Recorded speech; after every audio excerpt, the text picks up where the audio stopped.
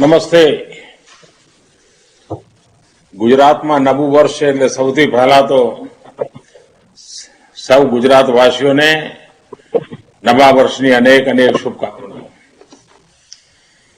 गुजरात के मुख्यमंत्री श्री विजय रूपाणी जी,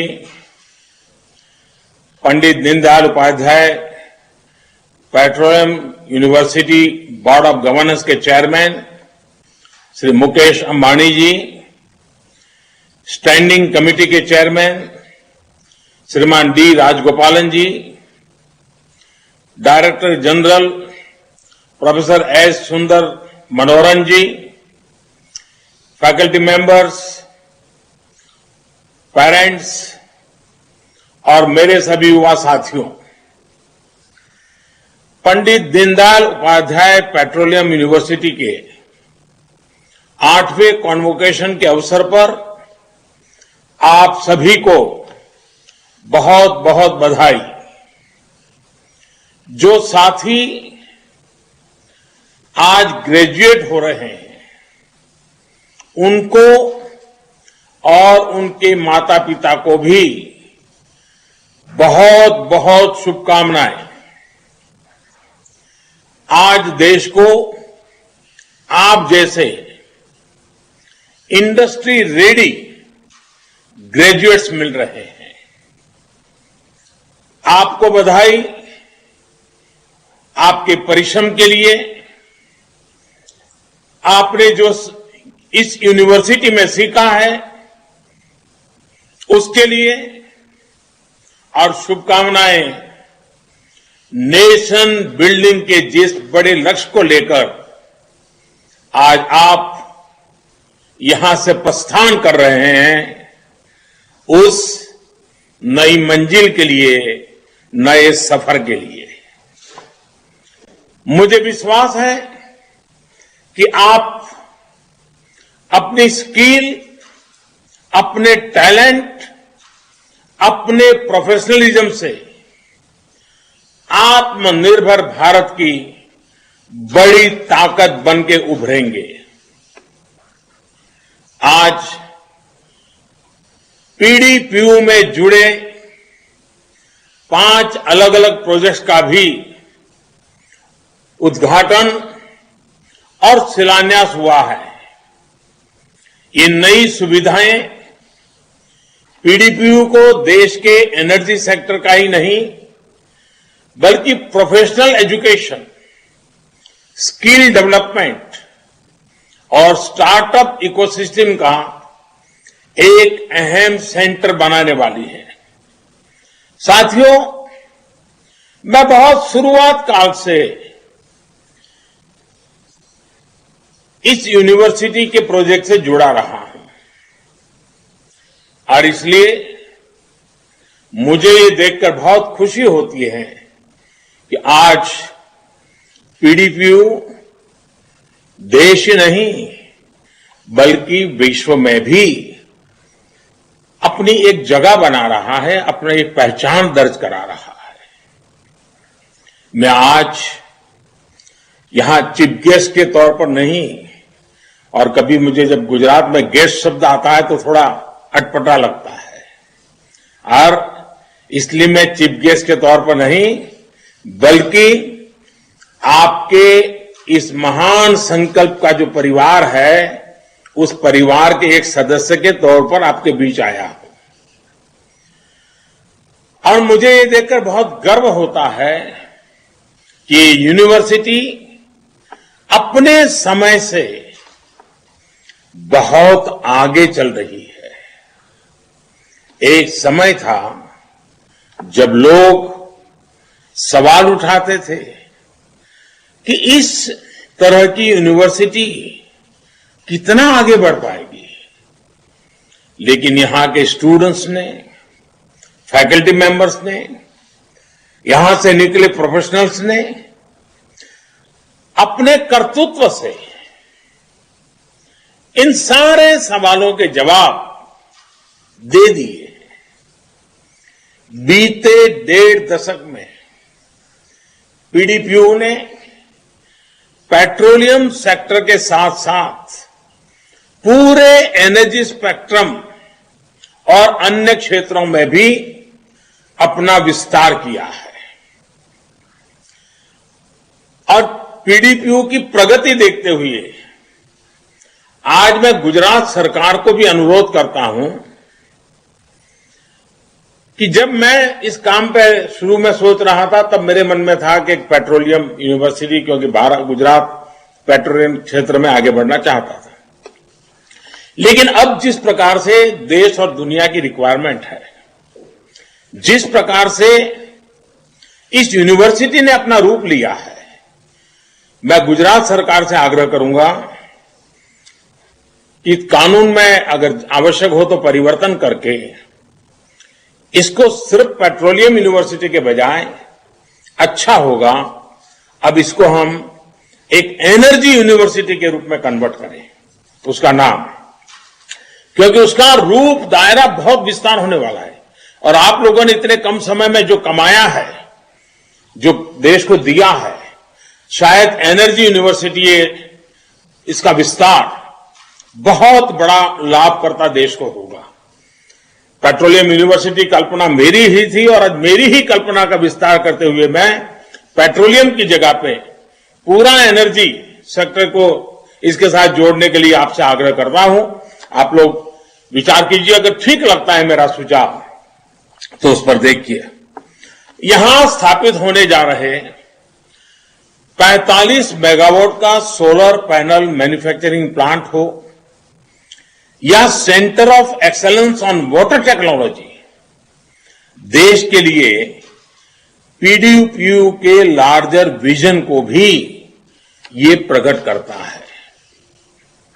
साथियों, आज आप ऐसे समय में इंडस्ट्री में कदम रख रहे हैं, यूनिवर्सिटी से निकल करके इंडस्ट्री की तरफ बढ़ रहे हैं, जब पैंडेमिक के चलते पूरी दुनिया के एनर्जी सेक्टर में भी बड़े बदलाव हो रहे हैं।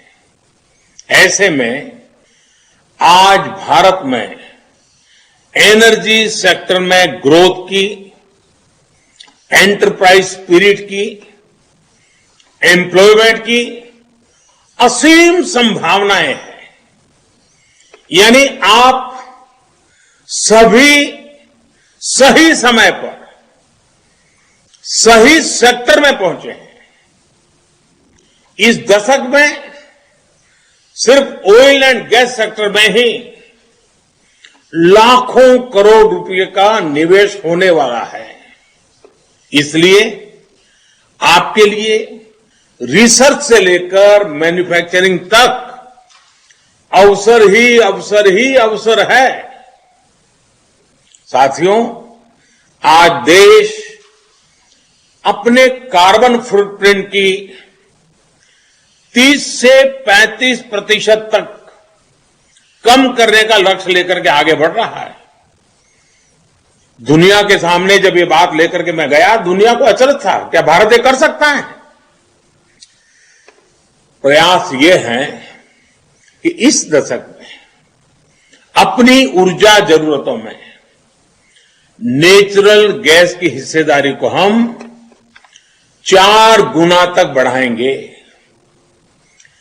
देश की ऑयल रिफाइनिंग कैपेसिटी को भी आने वाले 5 सालों में करीब 2 गुना करने के लिए काम किया जा रहा है। इसमें भी आप सभी के लिए अनेक संभावनाएं हैं। देश की एनर्जी सिक्योरिटी से जुड़े स्टार्टअप इकोसिस्टम को मजबूत करने के लिए भी लगातार काम हो रहा है। इस सेक्टर के आप जैसे स्टूडेंट्स और प्रोफेशनल्स के लिए एक विशेष फंड भी बनाया गया है। अगर आपके पास भी कोई आइडिया हो, कोई प्रोडक्ट हो या कोई कंसेप्ट हो जिसे आप इंक्यूबेट करना चाहते हैं, तो ये फंड आपके लिए एक बेहतरीन अवसर भी है, एक सरकार की तरफ से तोहफा भी है। वैसे मुझे एहसास है कि आज जब मैं आपसे ये बातें कर रहा हूं तो थोड़ी चिंता भी होगी। आप सोच रहे होंगे कि कोरोना का समय है, पता नहीं कब सब ठीक होगा, और इनमें से आपके मन में जो चिंताएं आती हैं वो स्वाभाविक भी है। एक ऐसे समय में ग्रेजुएट होना, जब पूरी दुनिया इतने बड़े संकट से जूझ रही है, ये कोई आसान बात नहीं है। लेकिन याद रखिए, आपकी ताकत, आपकी क्षमताएं इन चुनौतियों से भी कहीं ज्यादा बड़ी हैं। इस विश्वास को कभी खोना मत। प्रॉब्लम्स क्या है, इससे ज्यादा महत्वपूर्ण यह है कि आपका पर्पज क्या है, आपके प्रेफरेंसेस क्या है और आपका प्लान क्या है। और इसलिए ये जरूरी है कि आपके पास एक पर्पज हो, प्रेफरेंसेस तय हो, और उसके लिए बहुत ही परफेक्ट प्लान भी हो। क्योंकि ऐसा नहीं है कि आप अपने जीवन में पहली बार किसी कठिनाई का सामना कर रहे होंगे। ऐसा भी नहीं है कि ये चुनौती भी आखिरी चुनौती होगी।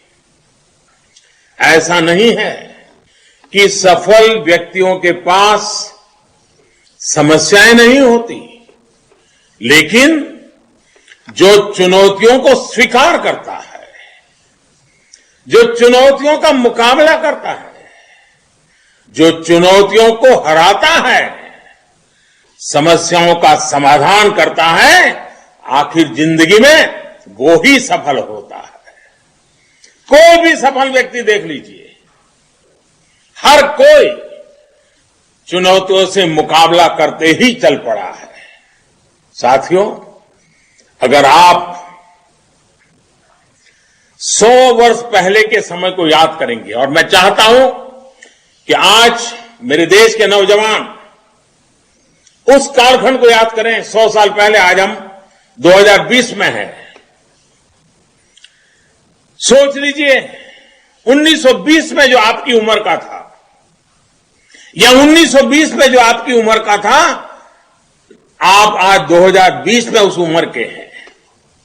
1920 में जो आपकी उम्र का था, उसके सपने क्या थे? 1920 में जो आपकी उम्र का था, उसका जज्बा क्या था, उसकी सोच क्या थी? जरा 100 साल पुराने इतिहास पर नजर करें, याद करेंगे तो 1920 से शुरू हुआ समय भारत की आजादी के लिए बहुत महत्वपूर्ण रहा। वैसे तो आजादी की लड़ाई, गुलामी के कालखंड में कोई साल ऐसा नहीं, कोई इलाका नहीं कि आजादी का जंग लड़ा न गया हो। 1857 का जंग, स्वातंत्र संग्राम एक विशेष टर्निंग पॉइंट बना। लेकिन 1920 से लेकर के 1947, 1920 टू 1947 का जो समय था, वो बिल्कुल ही अलग था। हमें इस दौर में इतनी घटनाएं दिखती है, देश के हर कोने में, हर क्षेत्र में, हर वर्ग में, यानी पूरे देश का बच्चा बच्चा, हर तबके के व्यक्ति, गांव हो, शहर हो, पढ़े लिखे हो, अनपढ़ हो, अमीर हो, गरीब हो, हर कोई आजादी के जंग का सिपाही बन गया था। लोग एकजुट हो गए थे। खुद के जीवन के सपनों को लोगों ने आहूत कर दिया था और संकल्प लिया था आजादी का। और हमने देखा है कि 1920 टू 1947 तक की जो युवा पीढ़ी थी, जिन्होंने अपना सब कुछ दांव पर लगा दिया था, आज कई बार हमें तब की युवा पीढ़ी से ईर्ष्या भी होती है। कभी मन में होता होगा, काश मेरा जन्म भी 1920 और 1947 के कालखंड में होता, मैं भी देश के लिए भगत सिंह बनकर के चल पड़ा होता। यह आपके मन में भी होता होगा। लेकिन दोस्तों, हमें उस समय देश के लिए मरने का मौका नहीं मिला, आज हमें देश के लिए जीने का मौका मिला है। उस समय के नौजवान भी अपना सब कुछ देश के लिए अर्पित करके सिर्फ एक लक्ष्य के लिए काम कर रहे थे। और लक्ष्य क्या था? एक ही लक्ष्य था, भारत की आजादी, मां भारती को गुलामी की जंजीरों से मुक्त कराना। और उसमें कई धाराएं थी, अलग अलग विचार को लेकर लोग थे, लेकिन सब धाराएं एक ही दिशा में चल रही थी और वो दिशा थी मां भारती की आजादी। चाहे महात्मा गांधी का नेतृत्व हो, चाहे सुभाष बाबू का नेतृत्व हो, चाहे भगत सिंह सुखदेव राजगुरु का नेतृत्व हो, चाहे वीर सावरकर का नेतृत्व हो, हर कोई, धाराएं अलग अलग होंगी, मार्ग अलग होंगे, रास्ते अलग होंगे, लेकिन मंजिल एक थी, मां भारती की आजादी। कश्मीर से लेकर के काला पानी तक हर काल कोठरी में, हर फांसी के फंदे पर से एक ही आवाज उठती थी, दीवारें एक ही बातों से गूंजती थी, फांसी की रस्सियां एक ही बात से सुशोभित होती थी, और वो नारा होता था, वो संकल्प होता था, वो जीवन की श्रद्धा होती थी, मां भारती की आजादी।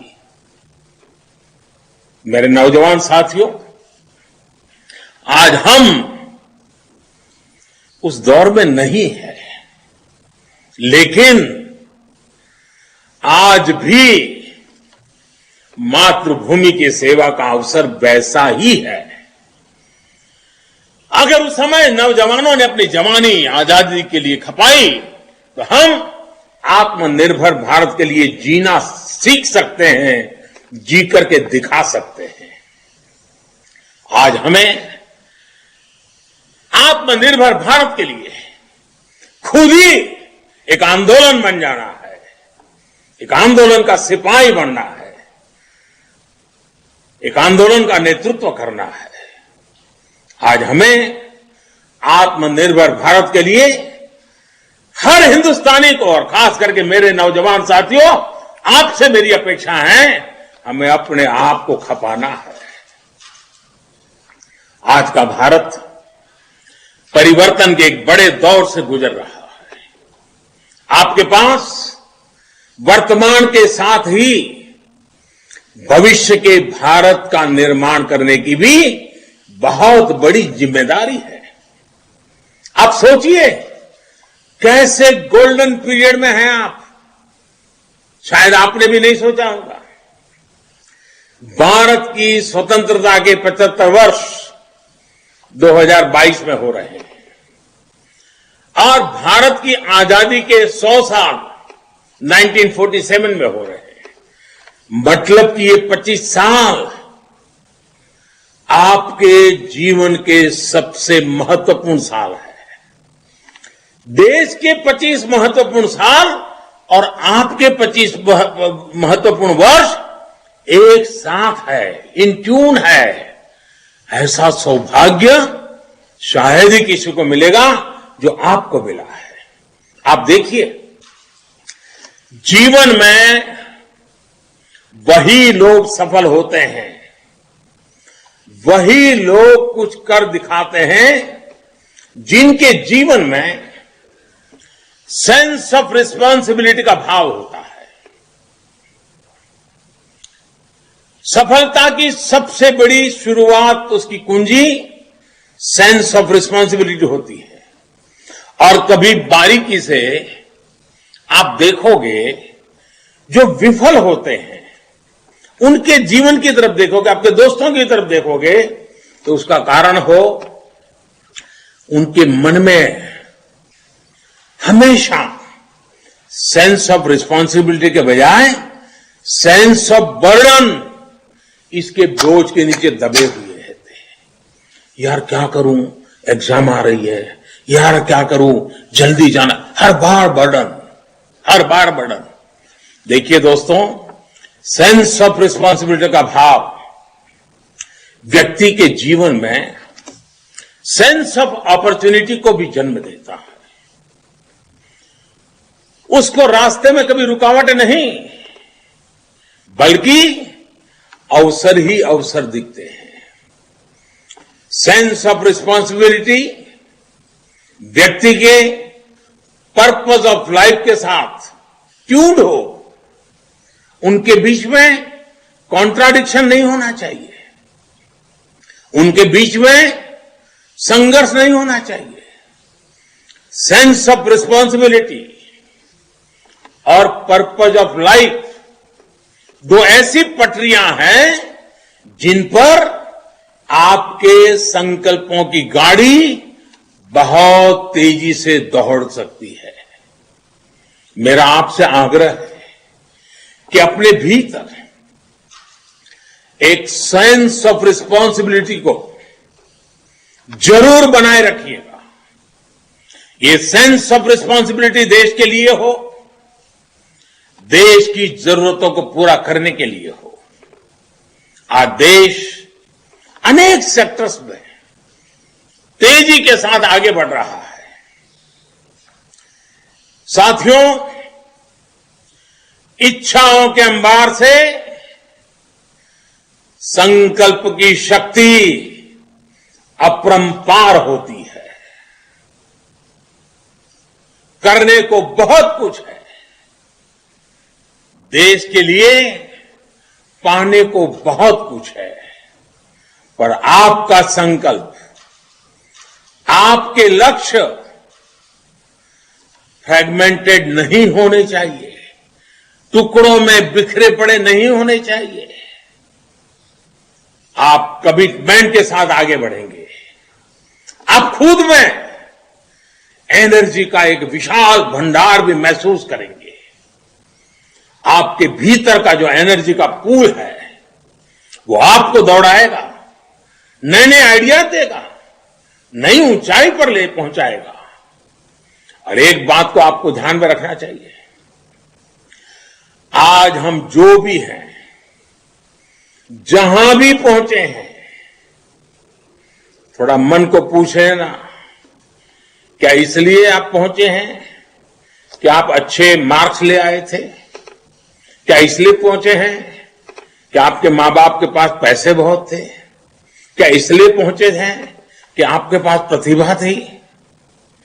ठीक है, इन सारी बातों का योगदान होगा, लेकिन अगर ये सोच है तो ये सोच बहुत अधूरी है। आज हम जहां भी हैं, जो भी है, हमसे ज्यादा हमारे अगल बगल के लोगों का योगदान है, समाज का योगदान है, देश का योगदान है, देश के गरीब से गरीब का भी योगदान है। तब जाकर मैं आज यहां पहुंचा हूं। कभी कभी हमें इसका एहसास ही नहीं होता है। आज भी जिस यूनिवर्सिटी में, उसे बनाने में कितने ही मजदूर भाई बहनों ने अपना पसीना बनाया होगा, कितने ही मध्यम वर्गीय परिवारों ने अपना टैक्स दिया होगा, तब जाकर के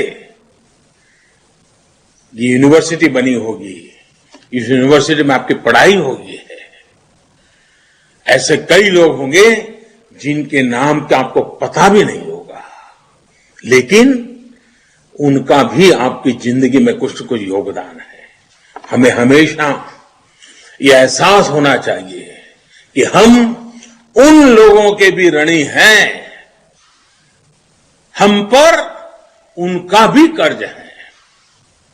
हमें समाज ने, देश ने यहां तक पहुंचाया है, इसलिए हमें भी संकल्प लेना होगा कि हम भी देश को का जो ऋण हम पर है, उस ऋण को मैं उतारूंगा, मैं उससे समाज को वापस करूंगा। साथियों, मानव जीवन के लिए गति और प्रगति अनिवार्य है। साथ साथ हमें भावी पीढ़ी के लिए प्रकृति और पर्यावरण की रक्षा करना भी उतना ही आवश्यक है। जैसे क्लीन एनर्जी उज्जवल भविष्य की एक आशा है, जैसे भविष्य के लिए, प्रकृति के लिए, पर्यावरण के लिए, विकास के लिए क्लीन एनर्जी की बात होती है, वैसे ही जीवन में भी दो बातें जरूरी है। मैं आपको उपदेश नहीं दे रहा हूं, अपने अनुभव से बताता हूं। दो बातें बहुत जरूरी है। एक क्लीन स्लेट और दूसरा क्लीन हार्ट। हम अक्सर सुनते हैं,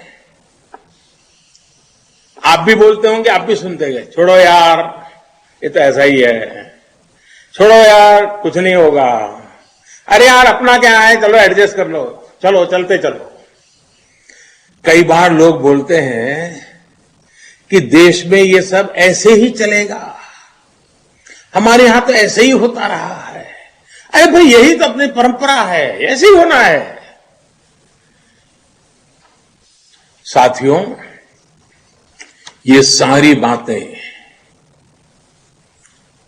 हारे हुए मन की बातें हुई है, ये टूटे हुए मन की बातें होती है। एक प्रकार से जिसको जंग लग गया ऐसे मस्तिष्क की बातें होती है। ये सारी बातें कुछ लोगों के मन मस्तिष्क में चिपक जाती है, तो इसी अप्रोच के साथ हर काम करते हैं। लेकिन आज की जो पीढ़ी है, 21वीं सदी का जो युवा है, उसको एक क्लीन स्लेट के साथ, पूरी तरह क्लीन स्लेट के साथ आगे बढ़ना चाहिए।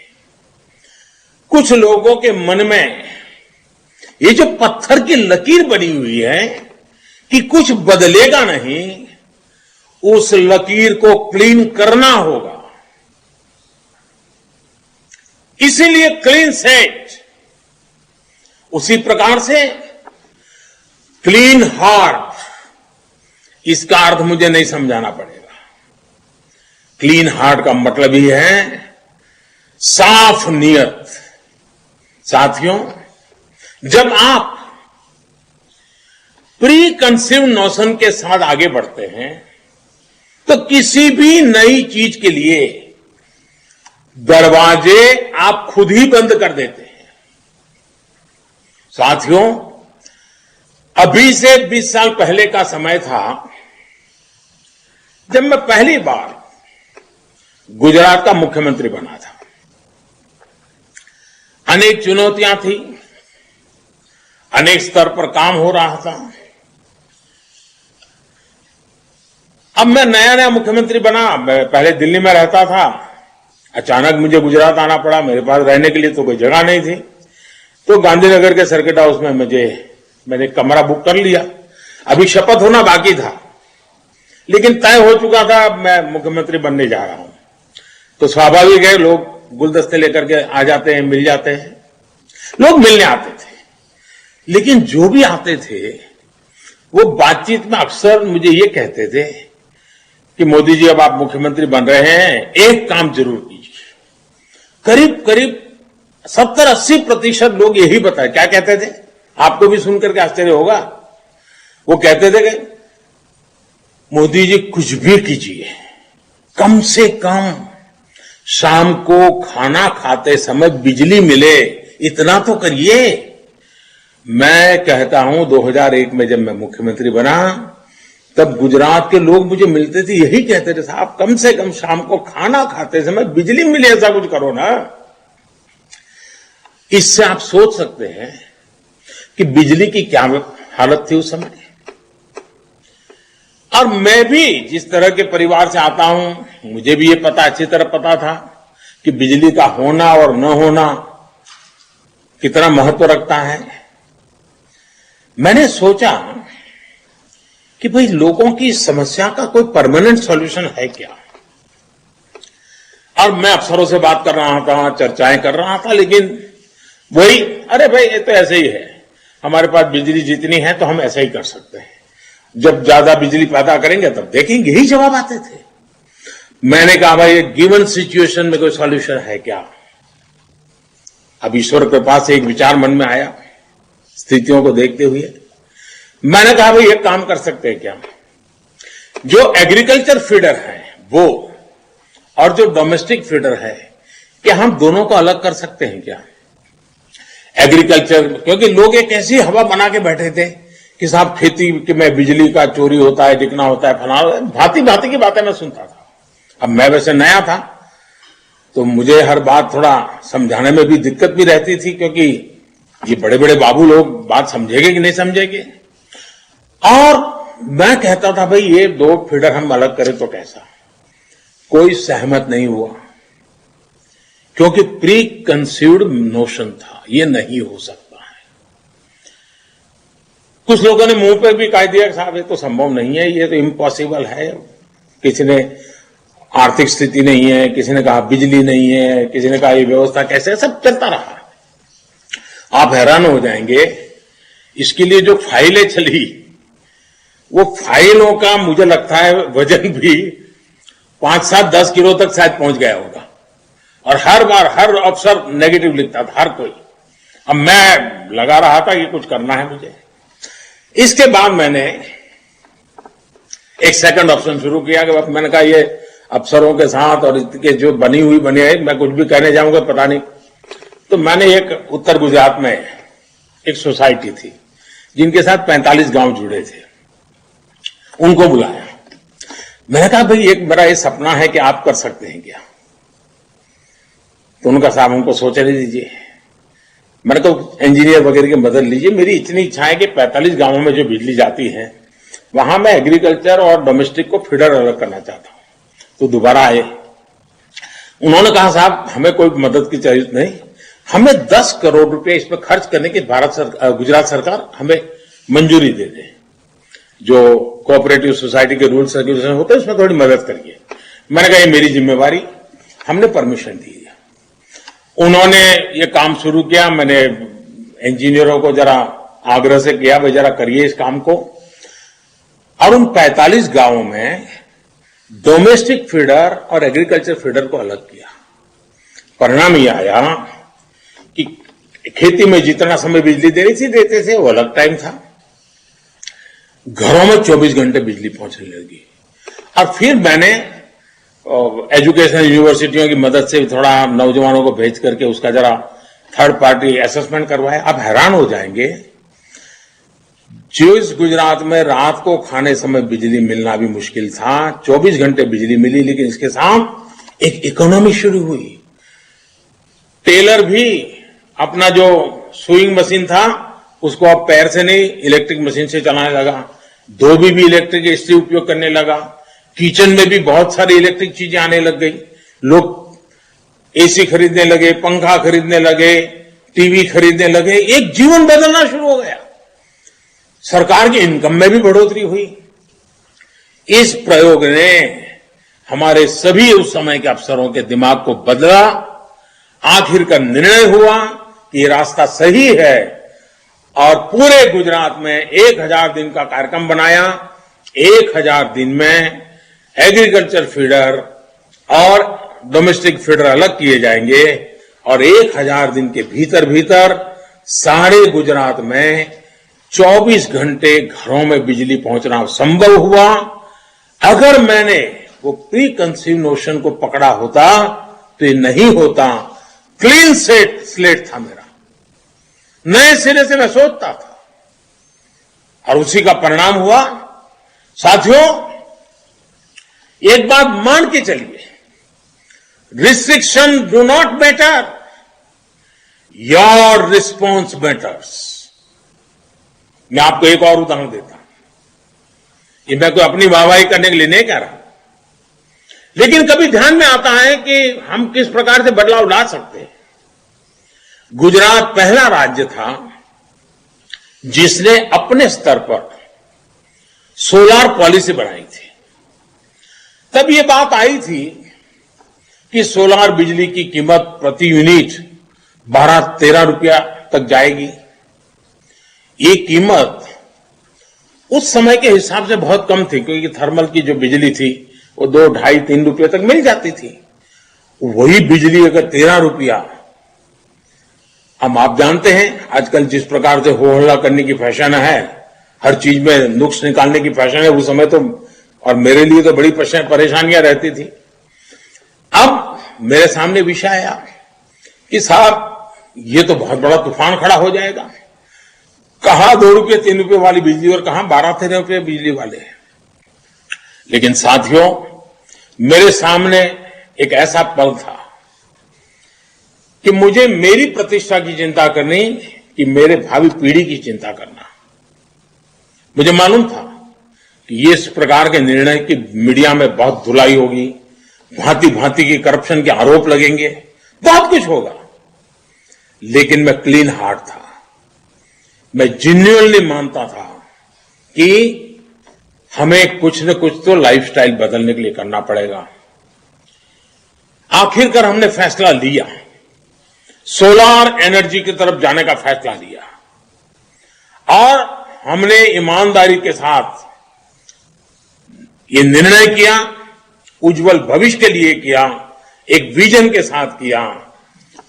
गुजरात में सोलार प्लांट की शुरुआत हुई, बहुत बड़ी मात्रा में हुई। लेकिन उसी समय जब गुजरात ने पॉलिसी बनाई तो भारत सरकार ने भी फुल स्टॉप कॉमा के साथ वही पॉलिसी उस समय बनाई। जब मैं गुजरात का मुख्यमंत्री था, आपको मालूम है वहां दिल्ली में किसकी सरकार थी, उन्होंने बनाई। लेकिन उन्होंने क्या किया, उन्होंने 18-19 रुपया दाम तय किया। अब हमारे अफसर आए, बोले साहब ये हम 12-13 देंगे, ये 18-19 देंगे, तो हमारे यहां कौन आएगा। मैंने कहा बिल्कुल नहीं, मैं 12-13 पर ही टिका रहूंगा, 18-19 की मैं देने को तैयार नहीं हूं। लेकिन हम डेवलपमेंट के लिए एक ऐसा इकोसिस्टम देंगे, ट्रांसपेरेंसी देंगे, स्पीड करेंगे, दुनिया हमारे यहां आएगी, एक अच्छे गवर्नेंस के मॉडल के साथ आगे बढ़ेंगे।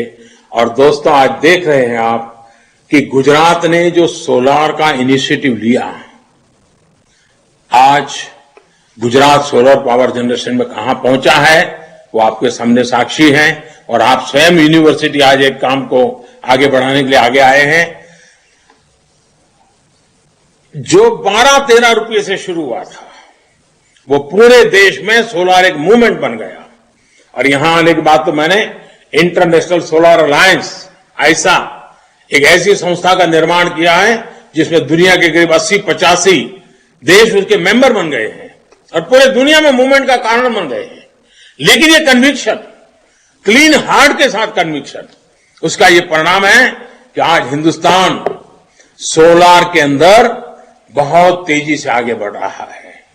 आज प्रति यूनिट कीमत 12-13 से कम होकर के 2 रुपये से भी कम पहुंच गई है। आज देश की भी एक प्रमुख प्राथमिकता सोलर पावर बन गया है और हमने 2022 तक 175 गीगावाट रिन्यूएबल एनर्जी के लिए निर्णय संकल्प किया हुआ है। और मुझे विश्वास है कि हम 2022 के पहले इसको पूरा कर लेंगे और 2030 तक रिन्यूएबल एनर्जी का हमारा लक्ष्य है 450 गीगावाट। बहुत बड़ा लक्ष्य है, ये भी समय से पहला पूरा होगा, ये मेरा विश्वास है। There is no such thing at can not happen, there is either I will make it happen or I will not make it happen. ये विश्वास आपको हमेशा काम आएगा। साथियों, बदलाव चाहे खुद में करना हो या दुनिया में करना हो, बदलाव कभी एक दिन, एक हफ्ते या एक साल में नहीं होता। बदलाव के लिए थोड़ा ही प्रयास, लेकिन थोड़ा थोड़ा निरंतर प्रयास, लगातार सस्टेन हमें हर दिन करता पड़ता है। नियमित होकर किए गए छोटे छोटे काम बहुत बड़े बदलाव लाते हैं। अब जैसे कि आप अगर हर दिन कम से कम 20 मिनट कुछ नया पढ़ने का या सीखने की आदत डाल सकते हैं, इसी तरह आप ये भी सोच सकते हैं कि क्यों ना हर दिन 20 मिनट कुछ नया सीखने के लिए डेडिकेट किए जाएं। एक दिन में अगर आप देखोगे तो ये केवल 20 मिनट की ही बात होगी, लेकिन यही 20 मिनट एक साल में 120 घंटे बराबर हो जाएंगे। ये 120 घंटों का प्रयास आपके भीतर कितना बड़ा बदलाव कर देगा, ये महसूस करके आप खुद भी हैरान हो जाएंगे। साथियों, आपने क्रिकेट में भी देखा होगा, जब किसी टीम को बहुत बड़ा टारगेट चेज करना होता है तो वो ये नहीं सोचती कि उसे टोटल कितने रन बनाने हैं। बैट्समैन ये सोचते हैं कि उसे हर ओवर में कितने रन बनाने चाहिए। यही मंत्र फाइनेंशियल प्लानिंग में भी बहुत लोग लेकर चलते हैं। हर महीने 5,000 रुपया जमा करते हैं और 2 साल में 1 लाख से ज्यादा रुपये इकट्ठा कर हो जाता है। इसी तरह से सतत प्रयास, सस्टेन एफर्ट्स आपके अंदर वो कैपेबिलिटी बिल्ड कर देते हैं जिसका असर शॉर्ट। सुस्थ रहिबा पई सबुठु अधिक जरूरी हेउछि क्षीर। तेणु प्रतिदिन 1 ग्लास अमूल क्षीर पियंतु, फिट रुहंतु, सुस्थ रुहंतु। समय स्वस्थ होछि बुलेटिन को 8 रखिबा। नमस्कार।